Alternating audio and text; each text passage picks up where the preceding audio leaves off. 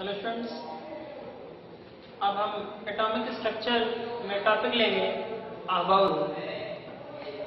आबाऊ नियम क्या है इसके बारे में जानेंगे आज।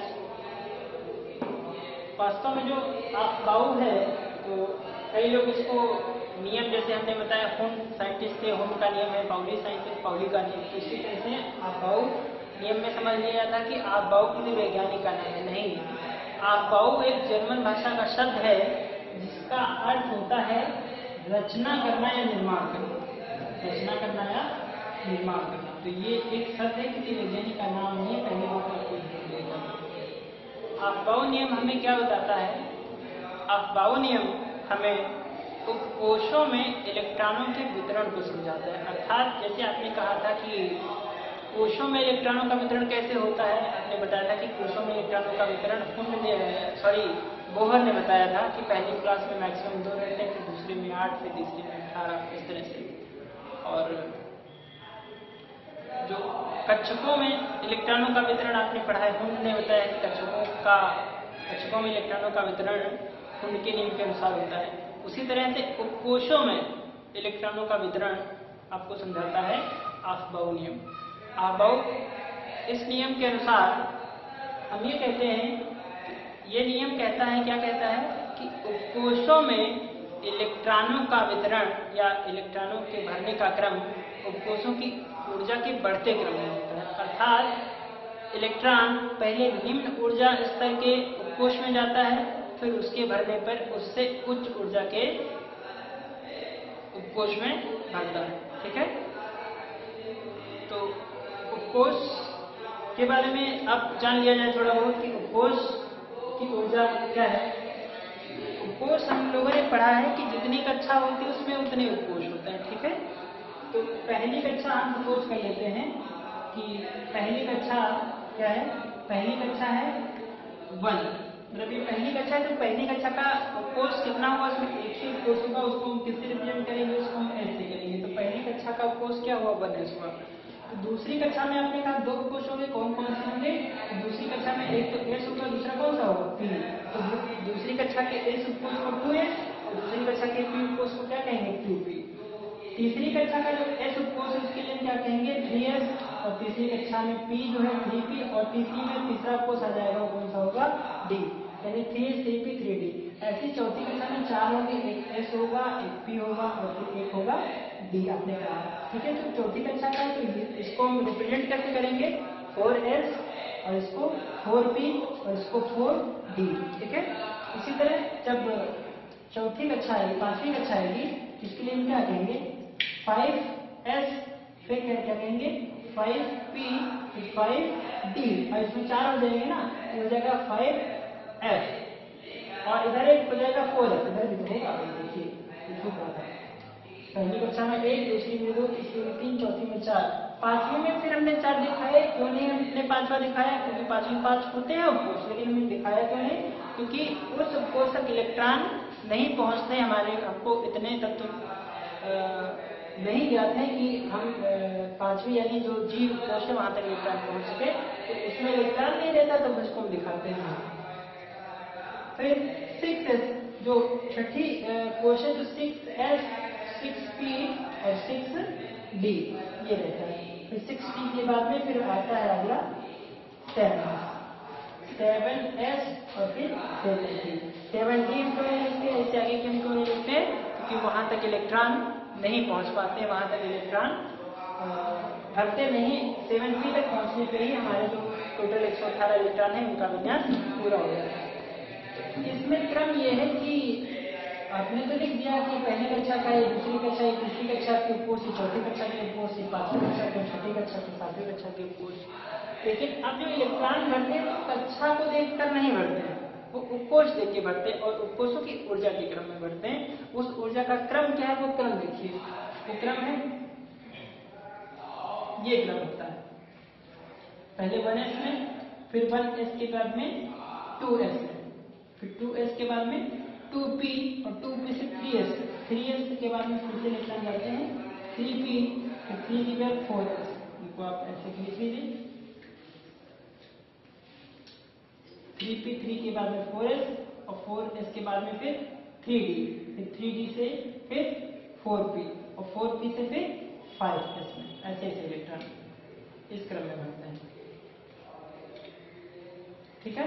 और 5s से फिर इलेक्ट्रॉन कहाँ जाएंगे, 5s से इलेक्ट्रॉन जाएंगे 4D में, तो 4D से 5p में, 5p से 6s में, ऐसे इस डायरेक्शन में इलेक्ट्रॉन जाएंगे। फिर इलेक्ट्रॉन कहाँ जाएंगे, फिर 4p के बाद इलेक्ट्रॉन 4f में, 4f के बाद में फिर 5p, 5p के बाद में फिर 6p और 6p के बाद में फिर कहाँ जाएंगे 7s में जाएंगे, और 7s से फिर इलेक्ट्रॉन वापस कहाँ जाएंगे, फिर जाएंगे 5f में, 5f से फिर 6d में, और 6d के बाद फिर जाएंगे इलेक्ट्रॉन 7p में, और यहीं पे आपको 118 इलेक्ट्रॉन पूरे हो जाते हैं। एक चीज यहाँ पे आप और दिखा सकते हैं, आपने पढ़ रखा है कि s उपकोष में अधिकतम 2 इलेक्ट्रॉन दे सकते हैं, इसको हम दिखाएंगे s2 से, यानी सब्जेक्ट 2 जो आप लिख सकते हैं।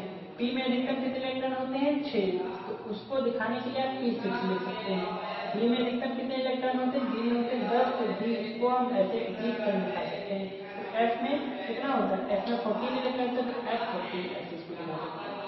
s2 1s2 2s2 2p6 3s2 2p6 4s2 3d 10 4p6 5s2 4d10 4p6 6s2 4f14 6d 5d 10 और 6p 6 7s2 5f14 6d 10 7p 6, इस तरह से आप इलेक्ट्रॉन भरना दिखा सकते हैं। तो इस तरह से बाउ नियम ये कहता है कि जो उपकोषों में इलेक्ट्रॉन भरने का क्रम है वो इस क्रम के हिसाब से, पहले 1s फिर 2s फिर 2p फिर 3s फिर 3p फिर 4s फिर 3d फिर 4p फिर 5s फिर 4d फिर 5p फिर 6s में, और 6s में यानी छठी के s में जाने के बाद फिर से इलेक्ट्रॉन चौथी कक्षा के f में जाएगा, चौथी कक्षा के f के बाद फिर पांचवी के d में, फिर छठी के fp में, फिर सातवीं के s में, और फिर सातवीं के s में जाने के बाद फिर से पांचवी कक्षा के f में जाएगा, फिर छठी कक्षा के d में इलेक्ट्रॉन, फिर जाएगा सातवीं कक्षा के p में, इस तरह से इलेक्ट्रॉन जाएंगे। तो ये जो क्रम है, तो इसको क्रम में अगर हम एक लाइन में लिखना चाहें तो इसी क्रम को कैसे लिख सकते हैं, तो आप बाउ नियम के अनुसार जो उपकोषों की ऊर्जा का बढ़ता क्रम है वो क्या बनेगा, देखते हैं आंसर। 1s, इस उपकोष में सबसे पहले इलेक्ट्रॉन जाते हैं, इसका मतलब इस उपकोष की ऊर्जा सबसे कम है, अर्थात ये नाभिक के सबसे पास में उपकोष होता है, ठीक है।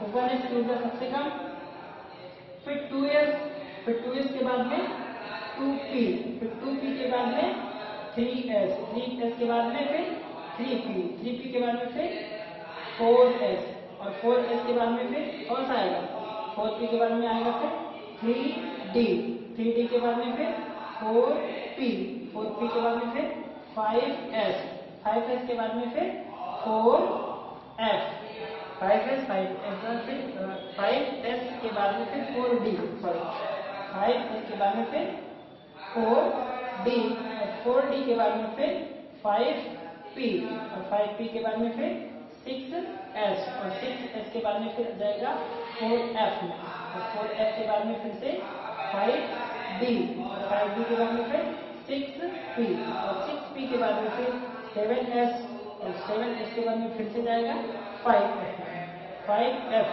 और 5f के बाद में फिर कहाँ जाएगा इलेक्ट्रॉन 6d में जाएगा, और 6d के बाद में जाएगा 7p, यानी ये है उपकोषों की सबसे, इस हिसाब से देखने पर सबसे अधिक ऊर्जा वाला उपकोष कौन है, सबसे अधिक ऊर्जा वाला उपकोष यहाँ जितने अवेलेबल है उनमें 7p सबसे अधिक वाला है, और सबसे कम ऊर्जा वाला उपकोष कौन है, सबसे कम ऊर्जा वाला उपकोष है 1s, ठीक है।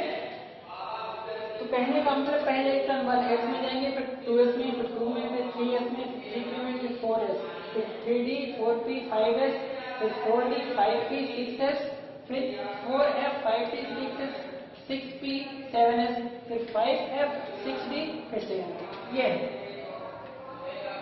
तो कोषों में इलेक्ट्रॉन भरने का क्रम, ठीक है। तो ये क्रम आप याद रखेंगे। इस क्रम के अनुसार अगर यहाँ पे आपको जो मैक्सिमम नंबर ऑफ इलेक्ट्रॉन है किसी भी कोष में भरने के लिए उसको देखेंगे तो हो जाएगा 1s2 2s2 3p6 3s2 3p6 4s2 3d10 4p6 5s2 4d10, और फिर 5s के बाद में फिर 4d10, 4d के बाद फिर 5p6 फिर 6s2 फिर 6f के बाद में 4f 14 5d10 6p6 7 into 5f 14 फिर 6d10 7p6 ये हो जाएगा। इस तरह से आप इसको कर सकते हैं। तो ये हो गया अपोजिट एरिया का बढ़ता है। तो इस नियम के अनुसार इलेक्ट्रॉन जो कोष पहले आ रहा है उसमें इलेक्ट्रॉन पहले जाएगा, उस कोष से भरने के बाद फिर इलेक्ट्रॉन अगले कोष में जाएगा। ठीक है, तो ये एक है। इस नियम के आधार पर हम क्या कर सकते हैं, इस नियम के आधार पे हम विभिन्न प्रकार के जो तत्व हैं, तो तत्व का अगर हमको परमाणु क्रमांक पता हो तो उस परमाणु क्रमांक को लेकर हम क्या कर सकते हैं, उसका पूरा हम इलेक्ट्रॉनिक विन्यास कर सकते हैं, इलेक्ट्रॉनिक विन्यास बना सकते हैं। क्योंकि केवल इसी नियम के साथ ये अगर हमको नियम पता है तो हम क्या कर सकते हैं, तत्व इलेक्ट्रॉनिक विन्यास बना सकते हैं। तो इलेक्ट्रॉनिक विन्यास बनाने के साथ साथ इस नियम की कुछ कमियां भी हैं, यानी कुछ अपवाद भी हैं जो इस नियम को नहीं मानते। इसमें जो कुछ इलेक्ट्रॉन है तो उस नियम के विपरीत चले जाते हैं। वो कौन कौन से हैं, उनको जरा सा उनके परमाणु क्रमांक लिख लीजिए, उनको आप याद कर लीजिएगा।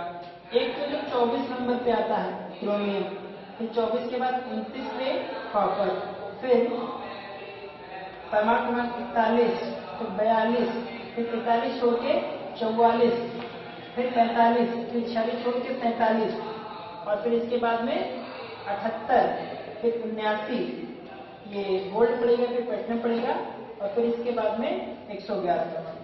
ये परमाणु क्रमांक के जो कुछ तत्व हैं, तो ये तत्व इस नियम को नहीं मानते, यानी इसमें जो इलेक्ट्रॉनिक विन्यास होता है वो इस नियम के कहीं कहीं पे विपरीत हो जाता है, यानी इस नियम को अनफॉलो करते हुए इलेक्ट्रॉन फिल होते हैं। ये जो है परमाणु क्रमांक ये कहे जाते हैं आबाउ नियम के अपवाद। कौन कौन से ये अपवाद हैं, इनमें से आपको ये दो तो हर हाल में याद ही रखना है, और इनके जो विन्यास हैं इलेक्ट्रॉनिक विन्यास वो कैसे होते हैं वो भी हम आपको बताएंगे। ठीक है, तो अब क्या करना है, अब एक काम ये करते हैं कि भाई इसी के आधार पर हमने ये बनाया हुआ है, तो इन दोनों में से एक रफ करके फिर आपको इलेक्ट्रॉनिक विन्यास कैसे करते हैं वो आपको करना सिखाते हैं। ठीक है, चलिए देखते हैं। तो इसको रफ कर लेते हैं। अब देखते हैं, अगर किसी तत्व का परमाणु क्रमांक 1 है, जैसे हाइड्रोजन का परमाणु क्रमांक 1 होता है, तो हाइड्रोजन का इलेक्ट्रॉनिक विन्यास अगर हमको कहा जाए कि अपाउ के नियम के अनुसार हाइड्रोजन का इलेक्ट्रॉनिक विन्यास लिखिए कितना होगा, तो हम क्या करेंगे, जो हाइड्रोजन का जो पहला इलेक्ट्रॉन है तो किसमें जाएगा, जो सबसे कम ऊर्जा वाला उपकोष यानी 1s होगा उसी में तो जाएगा, तो इसका इलेक्ट्रॉनिक विन्यास हो जाएगा 1s। और इस s उपकोष में कितने इलेक्ट्रॉन होंगे, जितना परमाणु क्रमांक होता है उतने इसमें इलेक्ट्रॉन होते हैं। एक इलेक्ट्रॉन है तो इलेक्ट्रॉन किसमें जाएगा, s में ही तो जाएगा, तो इसका इलेक्ट्रॉनिक विन्यास कितना हो जाएगा 1s1। ठीक है, दूसरा हम मानते हैं दूसरा परमाणु क्रमांक दूसरा तत्व होता है हीलियम, तो हीलियम में कितने होते हैं 1s, हीलियम में 2 इलेक्ट्रॉन है, 2 परमाणु क्रमांक तो 2 इलेक्ट्रॉन, 2 इलेक्ट्रॉन है तो 2 इलेक्ट्रॉन s में अधिकतम 2 रह सकते हैं, जिसका विन्यास हो जाएगा 1s2। ये हो गया। तीसरा जो है वो होता है लिथियम।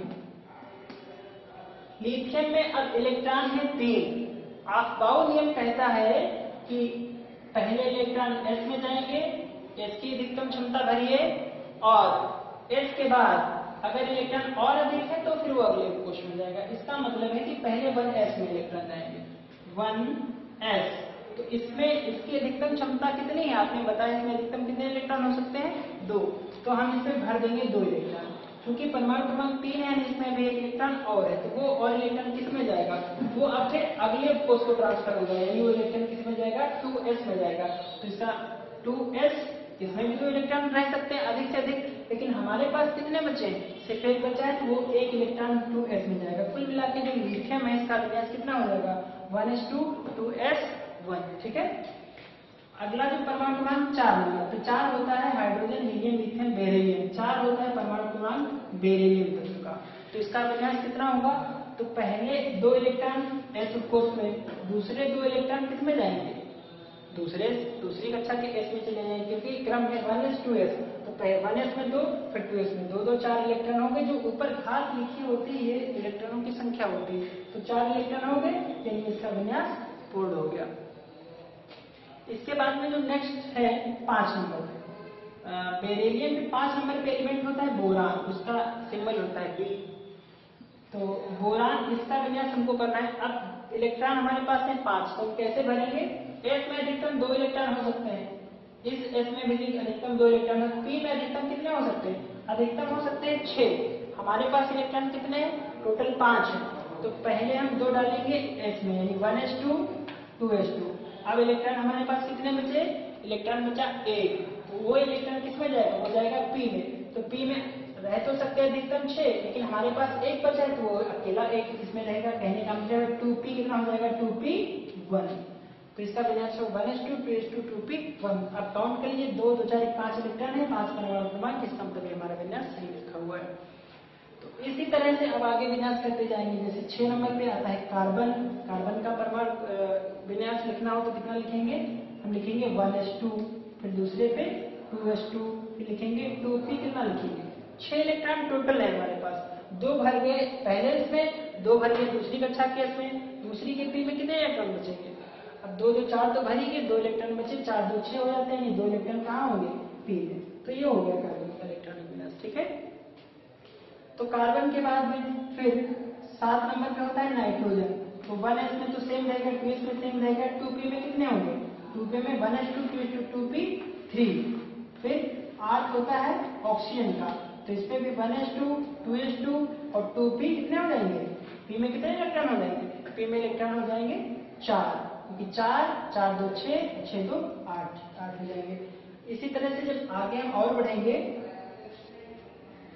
9 नंबर पे एलिमेंट होता है फ्लोरीन। फ्लोरीन का कितना हो जाएगा? 1s2 2s2 और 2p कितने हो जाएंगे? 2p हो जाएंगे 5। 9 इलेक्ट्रॉन है, 5 2 7 2 9, तो अधिकतम 6 रह सकते, तो हम इसमें 6 तक भरेंगे। फिर अगला 10 नंबर पे आता है नियॉन। नियॉन जो गैस होती है, इसका एटॉमिक नंबर होता है 10। तो इसमें इलेक्ट्रॉन कैसे भरेंगे? 10 इलेक्ट्रॉन है, तो पहले हमने 2 भर दिए, पहले S में हमको 2 भरना है। फिर दूसरे में कितना भरना है? दूसरे में भी हमको 2 भरना है, हमने 2 भर दिए। अब जो दूसरे का P है 1s2 2s2 2p, 2p में कितने भरना है? अब हमारे पास इलेक्ट्रॉन 4 तो भर गए, बचे 6, तो P में हमने भर दिए 6। ठीक है, अब इसके बाद अगर एटॉमिक 11 का हमको भरना है, 11 सोडियम का हमको भरना है, तो हमको क्या करना होगा? अब परमाणु क्रमांक 11 है, इलेक्ट्रॉन हमारे पास 11 है और भरना हमको है। तो S में हमने 2 इलेक्ट्रॉन डालिए 1s2, 2s में 2 डालिए 2s2। अब 2p में अधिकतम हम इलेक्ट्रॉन 6 भर सकते थे, तो 6 भर चुके हैं, हमने 6 भर दिया अधिकतम। अब इलेक्ट्रॉन होंगे टोटल 6 2 8 2 10। हमारे पास अभी भी एक इलेक्ट्रॉन और बचा है, उसको हम कहाँ डालेंगे? तो 1s2 2s2 2p 6 हो गया, तो अगला इलेक्ट्रॉन हम डालेंगे 3s में। तो 1s2 2s2 2p 6 और 3s में अब इलेक्ट्रॉन बचा 1, तो विन्यास हो जाएगा 3s1। ये है। तो इस तरह से फिर इलेक्ट्रॉन हम आगे भरते चले जाएंगे। तो ये सोडियम का होगा।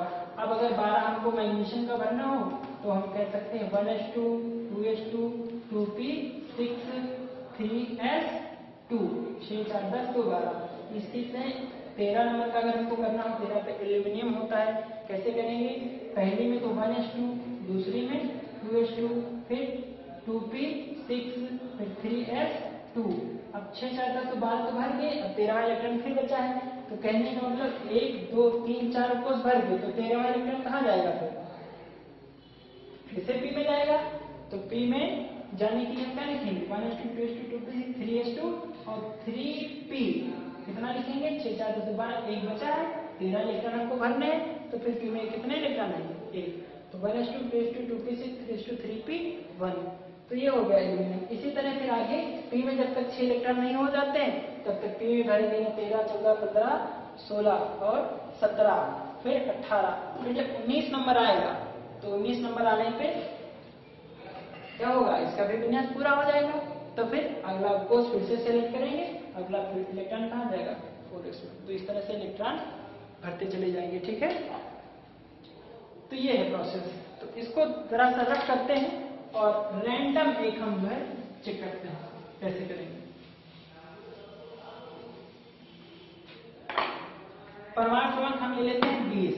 आपसे कह दिया गया क्वेश्चन कि परमाणु क्रमांक 20 वाले तत्व का इलेक्ट्रॉनिक विन्यास बनाइए आफ नियम से। तो परमाणु क्रमांक 20 हमको सिर्फ परमाणु क्रमांक दिया गया है, तो 20 का पहले तो आपको भाई आपकी जिम्मेदारी है, आपको परमाणु क्रमांक और उसका एलिमेंट दोनों याद होने चाहिए। नहीं याद है, चलिए हम बता देते हैं 20 पे कैल्शियम होता है, ठीक है। इसका विन्यास करिए। 20 है तो आपको नियम पता है, पहले इलेक्ट्रॉन 1 इसमें यानी 1s2 2s2 2p6 3s2 3p6 4s2 4s2 फिर 3d10, फिर इस तरह से आगे इलेक्ट्रॉन भरते चले जाते हैं। इसको आप भरिए। तो पहले जाएंगे 2 electron 1s2 2s2 2p6 10 electron तो भर गए, आपको टोटल 20 भरने हैं। 1s2 2s2 2p6 फिर 3s2 यानी इसमें भी 2 भर गए। फिर 3s2 के बाद 3p में आपको भरने हैं 6, तो इसमें भी आपने 6 भर दिए इलेक्ट्रॉन, आपने टोटल भर दिए 18। 1s2 2s2 2p6 3s2 3p6 3s2 के बाद में अब आपको भरना है इलेक्ट्रॉन 4p में, ये हो जाएगा 4s2। अब आपने 4s2 में भर दिए। अब तो कितने हो गए 6 4 10 12 6 18 2 20, ये 20 हो गए। इसका इलेक्ट्रॉनिक विन्यास हो गया। ये क्रम भी आप देख सकते हैं 1s2 2s2 2p6 3s2 3p6 4s2, यानी इस क्रम के अनुसार आपने इलेक्ट्रॉन भर दिए। अब अगर आगे कोई आता है तो उसको आप कैसे लिखेंगे, जैसे हम मान लेते हैं, अब हम ले लेते हैं 26 परमाणु क्रमांक 26। इसका इलेक्ट्रॉनिक विन्यास कैसे करेंगे। 26 पे लोहा होता है आयरन, इसका विन्यास करेंगे 1s2 2s2 2p6 3s2 3p6 4s2, तो ये क्रम है 1s2 2s2 2p6 3s2 3p6 4s2 फिर 3d10 ऐसे। तो 4s2 तक तो हमने भर दिया, 20 इलेक्ट्रॉन हो गए। अब आता है अगला उपकोष 3d उपकोष। तो अब इसमें आपको कितने भरने हैं, काउंट करिए 6 4 10 12 6 18 2 20 हो गए। टोटल परमाणु क्रमांक 26 यानी 6 इलेक्ट्रॉन आपके पास और बचे हैं। डी में अधिकतम आप 10 भर सकते हैं, तो 6 के 6 हो आप इसे भर दीजिए, डी में भर दीजिए। तो इलेक्ट्रॉनिक विन्यास किसका हो जाएगा, लोहे का। यानी लोहे के पहले उपकोष में 2 electron 1s2 2s2 2p6 3s2, इस तरह से अंतिम उपकोष है 3d6, इसमें आपने भर दिया, ठीक है। कहीं कहीं पे ये एक दूसरी तरीके से लिखा मिलता है, उसको थोड़ा सा समझ लीजिए, जो टेक्निकल चीज है, फिर चीजें आसान हो जाएंगी। 1s2 2s2 2p6 3s2 3p6 फिर 3d आगे लिखा होता है 3d6 और 4s2, ये इस तरह से लिखा मिलता है कहीं पर 1s2 2s2 2p6 3s2 3p6 फिर 4s2 पीछे लिखा होगा 3d6 आगे लिखा हो। इसका क्या मतलब हुआ, इसका मतलब ये होता है कि जो ये 1s है ये पहली कक्षा का उपकोष है, 2s2p ये दोनों एक कक्षा के हैं, 3p ये तीसरी कक्षा का है, ये चौथी कक्षा, यानी उसमें विन्यास आपको कक्षा वाइज यानी जो कोष वाइज लिखा होता है। अब लेकिन आपको बात ये समझनी है, आप बाउंड नियम के अनुसार आपको समझना है कि 1s 2s 2p 3p तो भर जाएगा, तो 3d में इलेक्ट्रॉन जाने के पहले 2 इलेक्ट्रॉन आपको 4s में डालने होंगे, उसके बाद वापस 3d में आएंगे। आप इस तरीके से भी इसको नोट कर सकते हैं, लिख सकते हैं, लेकिन आपको ये याद रखना पड़ेगा कि 3p के बाद इलेक्ट्रॉन कहाँ आएंगे 4s में, और 4s के बाद इलेक्ट्रॉन फिर से 3d में पड़ेंगे, और जब 3d फुल हो जाएगा तब फिर अगले इलेक्ट्रॉन 4p में जाएंगे, ठीक है। तो इस तरह से आप इसका इलेक्ट्रॉनिक विन्यास कर सकते हैं। तो आप इसी प्रकार से आप अलग अलग परमाणु क्रमांक का एलिमेंट उठाइए और उसके इलेक्ट्रॉनिक विन्यास करने की प्रैक्टिस शुरू कर दीजिए, क्योंकि इलेक्ट्रॉनिक विन्यास जब तक आप नहीं कर पाएंगे तब तक आप समझ लीजिए केमिस्ट्री में कुछ नहीं कर पाएंगे। बहुत चीजें हैं जो बिना इलेक्ट्रॉनिक विन्यास सीखे आप नहीं कर पाएंगे। तो ये बहुत इंपॉर्टेंट रूल है और इसको आपको समझना है और इलेक्ट्रॉनिक विन्यास निकालने की प्रैक्टिस करनी है, ठीक है। तो इस आबाऊ प्रिंसिपल में हमने क्या जाना, आबाऊ नियम क्या होता है, आबाऊ कोई वैज्ञानिक है या कोई शब्द है, तो आबाऊ एक शब्द है, ये भी आपने जान लिया। नियम क्या होता है वो आपने जाना, उपकोषों का क्रम क्या है वो आपने जानना, और आबाऊ नियम के अपवाद क्या है, कौन कौन से परमाणु क्रमांक वाले अपवाद हैं वो भी आपने जान लिया। और अबाव नियम के अनुप्रयोग यानी इलेक्ट्रॉनिक विन्यास उसे कैसे बनाते हैं वो भी हमने आपको सिखा दिया। एक चीज केवल नहीं बताई है अबाव नियम से संबंधित, वो क्या है, अबाव नियम के जो अपवाद हैं उनका इलेक्ट्रॉनिक विन्यास। ठीक है, तो चलिए उसको भी एक लाइन में देख लेते हैं, फिर बात समाप्त करते हैं। अबाव नियम का जो है देखिए इसको, जैसे हमने आपको बताया था 24 नंबर, 29 नंबर, फिर 41, 42, तो एक 24 नंबर का हम ले लेते हैं। 24 पे है क्रोमियम, इसका इलेक्ट्रॉनिक विन्यास कैसा होगा, ठीक है, देखते हैं। क्रोमियम है तो 24, तो इसके 24 इलेक्ट्रॉन हमको कोषों की ऊर्जा के आधार पर भरने हैं बढ़ते क्रम में। तो इसका 1s2, 2s2, 2p6, 3s2, 3p6, फिर 4s2, फिर 3d, कितना 3d होना चाहिए 4। यानी इसका मतलब है कि 1s2, 2s2, 2p6, 3s2, 3p6, 4s2, 3d4, ये अबाव नियम के अकॉर्डिंग होना चाहिए था इसका विन्यास, लेकिन ये विन्यास इसका नहीं होता है एक्चुअल में। जब इसका ऑब्जर्वेशन किया जाता है, एक्सपेरिमेंट्स किए जाते हैं इस पे, तब ये देखा गया कि जो डी कोष है उसमें 4 इलेक्ट्रॉन नहीं होते हैं, बल्कि कितने होते हैं, 3 कोष में होते हैं 5 इलेक्ट्रॉन। यानी ये 1s2, 2s2, 2p6, 3s2, 3p6, और इसमें डी में इलेक्ट्रॉन 3d4 की बजाय कितने होते हैं, 3d5, और 4s का इलेक्ट्रॉन एक चला जाता है इधर, ये हो जाते हैं 4s1, 3d5। ये यहाँ पे इन दो कोषों का जो इलेक्ट्रॉनिक विन्यास है वो अबाव नियम के विपरीत हो जाता है। यानी 4s2, 3d4 की बजाय ये विन्यास हो जाता है 4s1, 3d5। तो इसलिए ये कहा जाता है ये क्या है, ये अबाव नियम का अपवाद है। ठीक है, अच्छा, तो ये ऐसा हो क्यों जाता है, ये होता है स्थायित्व के कारण। ठीक है, वो स्थायित्व कैसे होता है, स्थायित्व क्या है, इलेक्ट्रॉन ये इधर कट पड़ जाने से अपने आप क्यों कट पड़ जाता है, क्यों इसका जो है अबाव नियम का विरोध करते हैं, वो जब हम आगे आपको वीडियो देंगे उसमें इस कारण को स्पष्ट करेंगे। ठीक है, तो तब तक ये नियम आप सीख लीजिए और इस नियम के आधार पर तत्वों के इलेक्ट्रॉनिक विन्यास भी सीख लीजिए। ठीक है, धन्यवाद।